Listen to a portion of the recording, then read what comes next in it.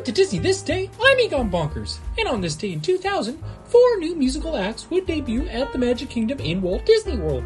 These were the Main Street Philharmonic, that replaced the Main Street Marching Band, the Tomorrowland Blast, a rock and roll group, the Fantasyland Woodwinds Society, which was a quartet, and the Notorious Banjo Brothers and Bob, a comedic trio in Frontierland.